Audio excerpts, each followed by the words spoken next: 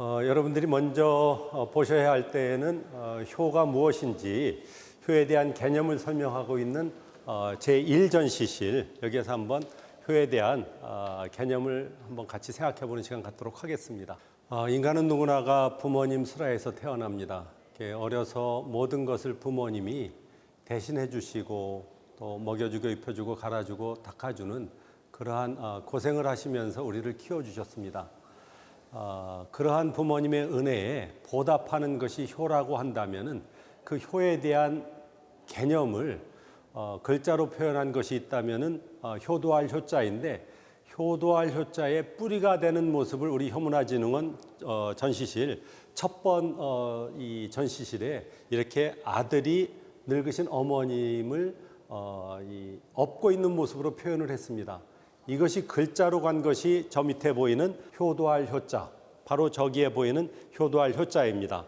늙으신 부모님을 업고 있는 형태가 효도할 효자다, 이렇게 보시면 될 것 같습니다. 그렇기 때문에 효를 이야기할 때 사실은 자녀가 부모를 공경해야 한다, 봉양해야 한다 라고 하는 것 이전에 그렇게 해야 할 근본 원인이 부모님의 자녀 사랑이 선행되어야 하는데, 오늘날 효가 잘못 전달이 되면서 자녀가 부모에게 해야 할 의무만 남아있는 게 아닌가라는 생각이 듭니다. 그래서 저희는 이 효를 말하기 전에 부모님의 자녀 사랑을 먼저 이야기하고 그 은혜에 대한 보답으로 효를 이야기하는 것이 자연스러운 순서가 아니겠나라는 생각을 해봅니다. 이렇게 효에 대한 개념을 동양 고전에 나타난 어떤 개념 중심으로 말씀을 드렸는데, 여기에 대해서 조금 의문이 있다거나 나름대로 보충할 만한 내용이 있다면 우리 학생들이 한번 이야기를 해보시죠. 네, 저는 효가 자식이 부모를 모시는 거라고 줄곧 생각을 해왔었고, 근데 이제 현대사회에서는 오히려 반대로 부모의 품에 자식이 있는 시간들이 점점 더 길어져 가는데, 이 부분을 해결하기 위해서는 어떻게 해야 되나, 그런 질문이 좀 있었습니다.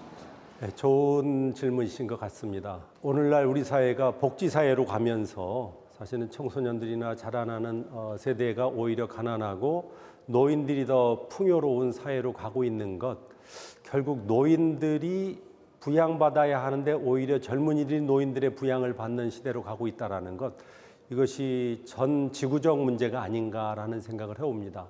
이러한 환경 속에서 효라고 하는 것이 어떠한 기능을 할 수 있을까? 경제권은 여전히 노인들이 갖고 있는데 일자리 부족해서 놀고 있는 젊은이들이 노인 부양은커녕 오히려 노인들의 사랑을 여전히 받고 있으면서 기생하고 있는 것, 어찌 보면 이 사회에 어찌 보면 난맥상일 수도 있고 해결해야 할 과제가 아닌가라는 생각을 해봅니다. 그런 데 있어서 효라고 하는 것이 그런 환경에서 그렇다면 무슨 의미가 있을까? 이것은 우리가 같이 한번 고민해 보면서 풀어가야 할 과제다. 오늘날 이 정부 차원에서도 그렇고 여하튼 여러 지자체에서도 그렇고 젊은이들 일자리를 통해서 뭔가 자생력을 키워주는 것, 그것이 곧 효의 어떻게 보면 중요한 하나의 어떤 기반이 되지 않겠나라는 생각이 들어서 이것은 사회적 과제라고 생각합니다. 그래서 좋은 질문이 이 사회의 하나의 어떤 과제일 수도 있기 때문에 같이 고민하면서 풀어야 할 어떤 문제다, 저도 그렇게 생각을 합니다.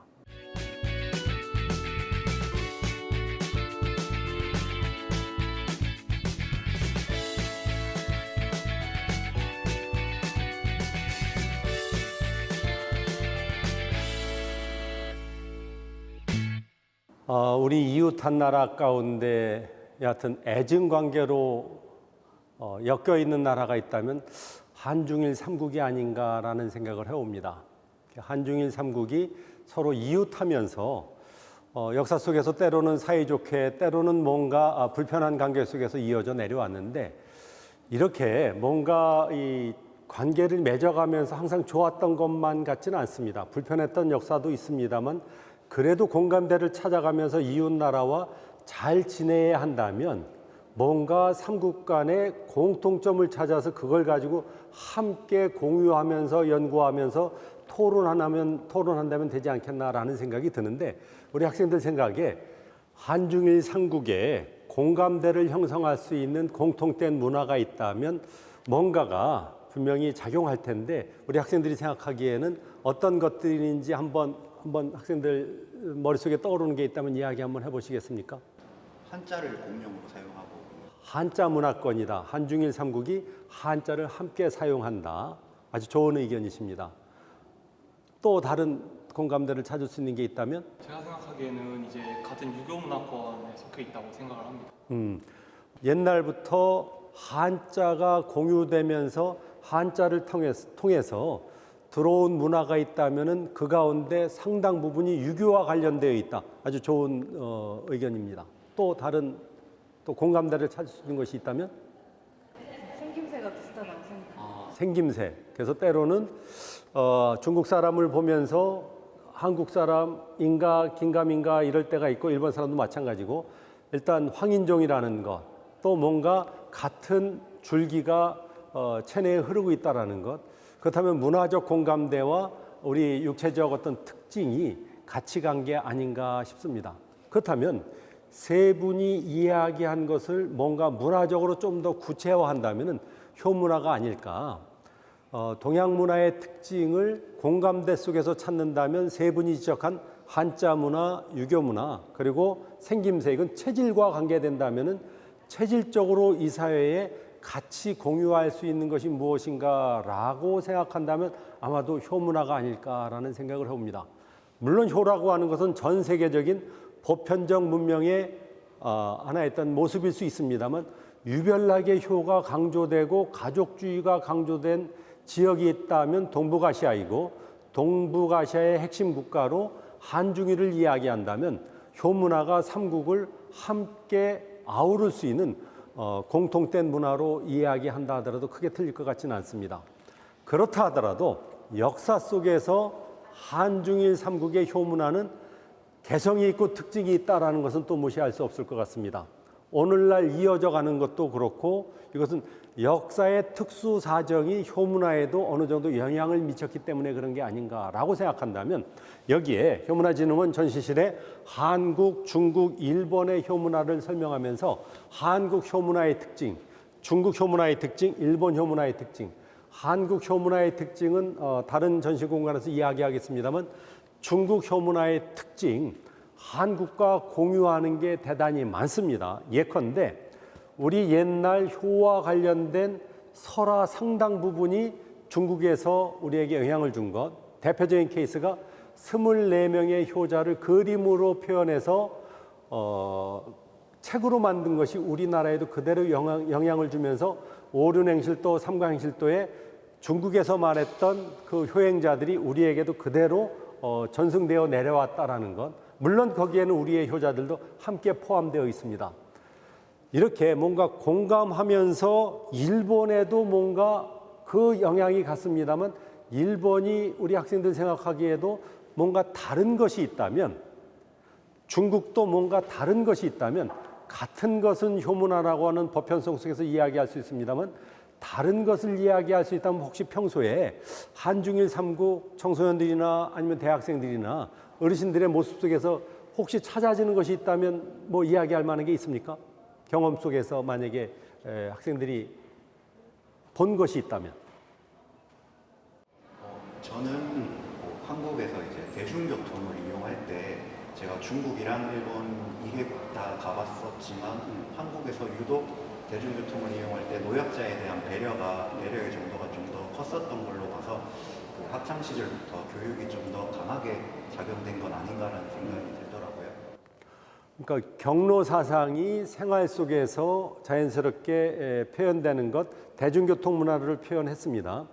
요건 제 경험도 같이 말씀을 드린다면은 저도 중국의 교환 교수 생활하면서 대중교통 이용하면서 또 식당이라든지 대중들이 많이 모인 곳에 가보면은 한국인들은 뭔가 다르다라는 것, 사실은 중국 학생들 뭐 거기는 흡연이 상당히 일반화되어 있던 시절 제가 중국 교환 교수 생활하면서 본 것 가운데 하나가 어르신들 앞에서도 쉽게 얘기해서 맞담배 피는 것을 많이 보았습니다. 하지만 한국 학생들은 그것이 그렇게 쉽지 않은 어찌 보면은 경망스러운 불경스러운 모습이기 때문에 좀 절하다라는 표현이 좀 유연한 표현일 것 같습니다.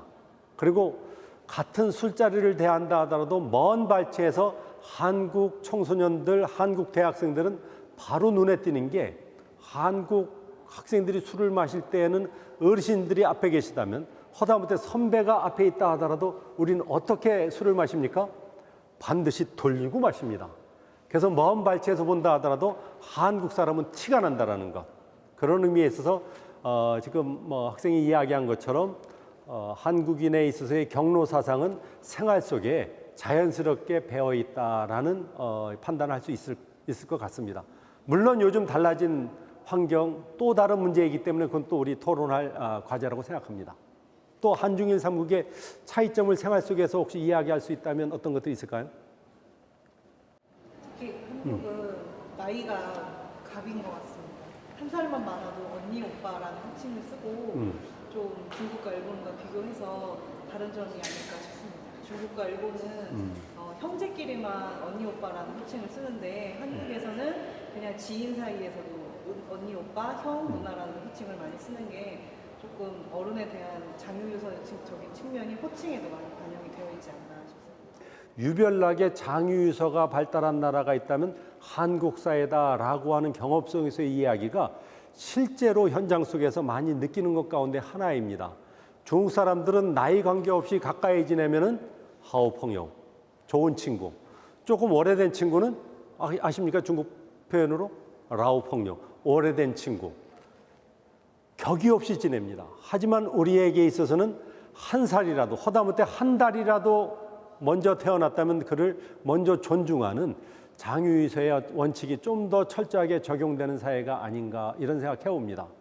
여하튼 한국 사회만큼 뭐해도 파도가 있다는 둥, 여하튼 이런 식의 어떤 의식이 우리 사회에 광범하게 퍼져 있다는 것. 하지만 제가 그래도 원전을 접한 사람의 입장에서 이야기한다면 사실은 5살, 심하게는 10살까지는 문헌 속에서는 사실 친구 관계임에도 불구하고 한국 사회 속에서는 한 달, 1년만 앞서가도 어르신, 자연스럽게 생활 속에 배태되어 있고 또 하나 이것이 이제 또 우리에게 있어서는 어찌 보면 아픈 문화도 갈 수 있는 게 이런 것도 짚어야 합니다. 저는 학생들에게 강의하면서 간혹 이런 이야기합니다. 젊기 때문에 어르신들에게 아무리 어르신이 잘못했다 하더라도 대들지 마라, 싸우지 마라. 이유는 어르신들에겐 무기가 있기 때문에. 그 무기가 뭔지 아십니까? 너 몇 살이야? 이게 무기입니다. 아무리 젊은 사람이 잘못한 게 없고 어르신의 실수라 하더라도 젊은 사람이 어른에게 불경스럽게 어르신께 지적을 한다면 어르신은 자기가 뭔가 더 이상 할 말이 없을 때 그분 입에서 나오는 게 너 몇 살이야. 그래도 젊은 사람이 대들면 이 어르신에게는 강력한 무기가 또 하나 있습니다. 넌 애비도 없니? 이것이 한국인에게 있어서는 대단히 치명적인, 그것이 통용되는 것은 잘잘못을 떠나서 나이가 존중되는 사회이기 때문에 그 말이 가능한 게 아닌가 싶습니다. 아주 중요한 지적하셨습니다. 유별나게 장유유서가 발달된 나라이다. 앞에 질문과 맥을 같이 하는 것 같습니다. 한중일 삼국 가운데 특별히 또 우리가 찾을 수 있는 차이점이 있다면 한중일 삼국 가운데 공동체주의가 그래도 발달한 나라가 어느 나라로 우리 경험 속에서 느끼십니까? 한국, 중국, 일본. 한국이란 생각 같지 않습니까? 유별나게 한국은 공동체주의가 강합니다. 일본 역사 속에서 근대화가 제일 빠른 나라입니다. 보통 우리가 수업 시간에 배운 근대화의 기본은 어찌 보면 서구화로 이렇게 대칭되는, 서구화로 비견되는 것이라면은 서구화는 어찌 보면 개인주의화와도 맞물려 있다 이런 생각을 해옵니다. 그런데 있어서 제일 먼저 근대화에 성공한 나라가 일본이라면 메이지 유신 이후로 일본은 어찌 보면은 우리 공동체 중심의 유교 문화가 개인주의 문화로 가는 앞선 나라가 바로 일본이 아닐까라는 생각이 듭니다. 고로 일본의 개인주의 문화는 한중일 삼국 가운데 가장 앞서가 있다. 진도가 나가 있다. 이런 이야기를 할 수 있을 것 같고, 또 하나 중국을 이야기한다면 중국은 아시다시피 1949년 공산화 이후 신중국 건설은 곧 중국 대륙 전체가 공산화된 거 아니겠습니까? 공산주의의 핵심 가치는 장유유서가 아니라 평등입니다. 평등은 너나 나나 같다라는 거 아니겠습니까? 아버지나 아들이나 같다라고 하는 의식, 결국 여기에서 나올 수 있는 것은 공동체 중심이겠습니까? 개인의 인격과 인권이 우선이겠습니까? 결국 공산주의의 기본 원리는 가족주의, 공동체주의. 물론 그것을 무시한 건 아니다 하더라도 그것을 덜 경험했거나 경험하지 않은 한국 사회와는 달리 나갔다면 공산주의의 평등주의가 결국은 개인주의화를 부채질한 게 아닌가. 결국 어른 앞에서 함께 맞담배를 피울 수 있는 것도 당신이나 나나 똑같은 인격체이기 때문에 평등하다라는 것. 그러니까 중국 사회가 갖고 있는 공산주의의 어떤 모습은 결국 개별적 주체에 대한 강조가 개인주의를 나름대로 보장했던 게 아닌가라는 생각이 들고, 아무리 근대화 과정을 겪은 한국 사회라 하더라도 한국 사회는 장유유서가 그대로 남아있고 개인보다는 공동체가 먼저인 사회, 고로 우리에게 있어서는 비근하게 언어 속에서도 남편을 이야기하면서 내 남편이라는 말을 쓰지 않고 어떻게 씁니까? 우리 남편. 그렇다면 부인이 몇 명이란 이야기입니까? 복수임에도 불구하고 우린 자연스럽게 우리 남편이라는 표현을 쓰는 것은 공동체 중심의 문화에서 나온 하나의 어떤 자연스러운 표현 기법이 아닌가라는 생각이 듭니다. 여하튼 효문화가 달리 표현되는 것, 이것은 현대 효문화의 모습을 갖고 다시 이야기한다면 한국 사회, 제 경험을 가지고 정리합니다. 한국 사회는 민간 중심으로 해서 효운동이 활발하게 펼쳐집니다.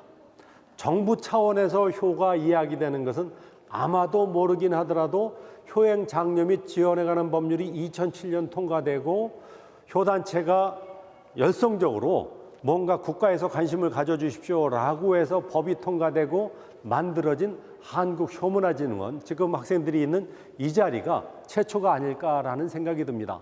하지만 각 지역에서 열성적으로 활동하는 사람들은 여전히 민간 중심이라는 것. 중국은 공산주의 사회 속에 관료주의다 보니까 효운동이 중국도 나름대로 활발하게 진행되는데 중국은 관료 중심의 관중심의 효교육, 효운동이라는 것, 제가 접한 정보를 가지고 이렇게 말씀드릴 수 있을 것 같습니다. 그렇다면 일본은 어떨 것 같습니까? 효운동이 활발할 것 같습니까? 아니면 효는 역사의 한 장면으로 뒷전으로 밀려났겠습니까? 혹시 경험이나 들은 게 있습니까? 없으십니까? 아까 말씀드린 대로 메이지 유신 이후로 전통은 전통이고 현대화의 앞선 사회 속에서 구닥다리 효는 안 하는 사회로 갔습니다. 그러니까 효는 그 옛날 잔재이지, 봉건 잔재이지, 학자들이 일부 연구 차원에서 효를 나름대로 관심을 갖지 일반 생활 속에서는 상당히 찾기 힘든, 어려운 그러한 문화인 것 같습니다. 물론 이건 제가 경험한 것을 토대로 이야기했기 때문에 일부 주관적인 판단이 없지 않아 있을 건 인정을 합니다. 하지만 전체적으로 효운동이 한국 사회는 민간 중심, 중국 사회는 관 중심, 일본 사회는 찾기 힘들다. 저 나름대로 이렇게 정리할 수 있을 것 같습니다. 또 한중일 삼국에 대한 효문화, 나름대로 질문이나 하실 말씀 있습니까? 예, 없으면 다음 장소로 가도록 하겠습니다.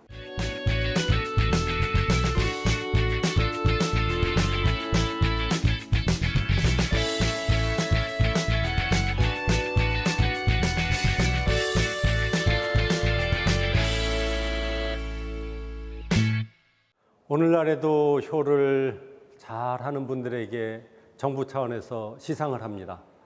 이것은 사실 요즘 이야기가 아니라 고려시대 이후로 끊임없이 이어져 온 하나의 전통이다, 이렇게 봐도 틀리지 않을 것 같습니다.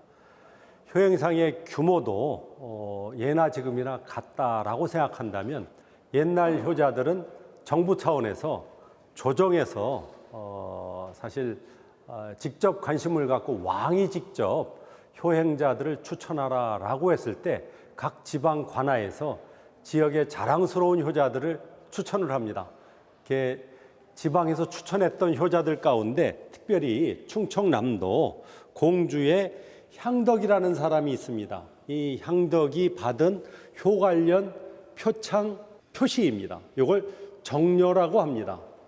효를 기리는 이 구조물을 설치해 놓고 동네 사람들에게 이 동네에 이런 효자가 있다라고 해서 향덕도 기리고 주변 사람들에게 효를 강조하는 하나의 장소다, 이렇게 보시면 될 것 같습니다.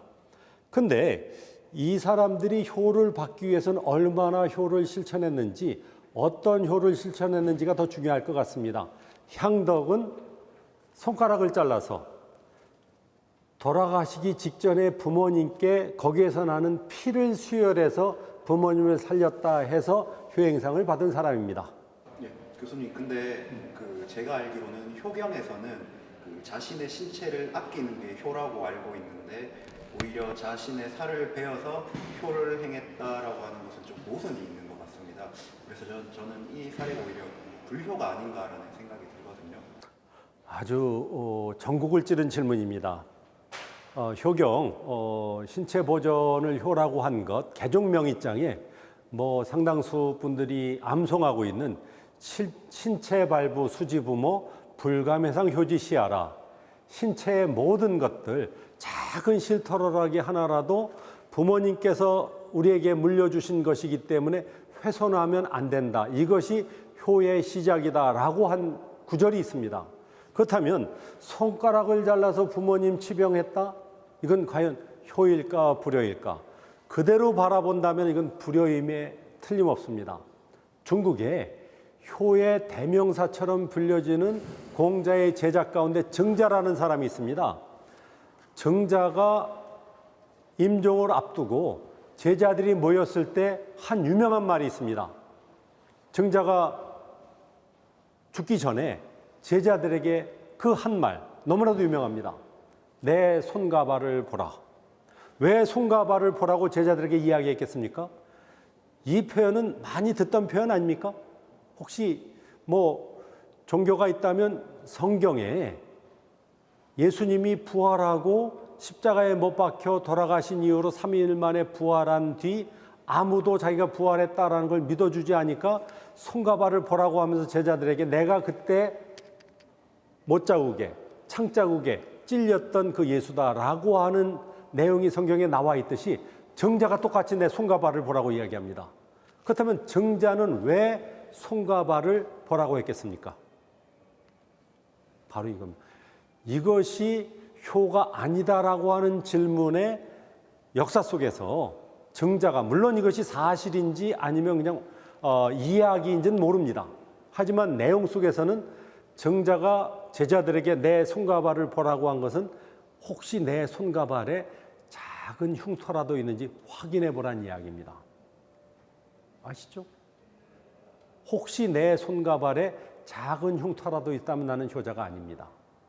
고로 이것은 역설적으로 흉터 없이 건강하게 이 땅에서의 생을 마감하는 것, 이걸 효라고 했다는 이야기죠. 그렇다면 이 사람들은 우리 학생 질문처럼 불효자 아니냐, 정확하게 찝은 겁니다. 그럼에도 불구하고 고려 이후로 조선사회 속에서는 이런 분들이 효자상을 받습니다. 그렇다면 이것은 뭔가 남다른 것을 이 땅에서 기렸다는 이야기인데, 손가락 자른 행위 자체는 불효일 수 있습니다만 아무리 주변 사람들이 나를 손가락 자른 불효자라 하더라도 나는 부모님만 살릴 수 있다면 그 일을 행하겠다라고 한다면 행위가 중요하겠습니까? 그 마음이 중요하겠습니까? 고로 이 사람들에게 효행상을 준 것은 그 마음을 높이 산 게 아닌가 싶습니다. 효행에 있어서는 일부 문제가 있다 하더라도 그래도 부모님을 생각하는 그 마음은 갸륵했던 게 아닌가라는 생각을 해봅니다. 그래서 저는 이걸 이렇게 표현하고 있습니다. 효심은 본받되 효행은 다를 수 있다 라고 정리하는 것, 바로 손가락을 자른 효자들의 모습 속에서 정리할 수 있는 나름대로의 결론이 아닐까, 이런 생각해 봅니다. 오늘날 우리가 추구해야 할 효문화는 그렇기 때문에 이렇게 부담스러웠던 효를 실천했던 분들, 그분들의 모습을 존중하면서 그대로 이어가야 한다는 건 설득력이 없습니다. 이 시대에 맞지 않습니다. 효심은 우리가 인정합니다만 그들이 한 효행에 있어서는 오늘날 우리에게 맞지 않기 때문에 이네들은 전시관 속에서, 박물관 속에서, 자료집 속에서 정리한 것으로 족하고, 오늘날 추구해야 할 효문화는 새롭게 우리가 연구하고 탐구하면서 찾아야 되지 않겠나 싶습니다.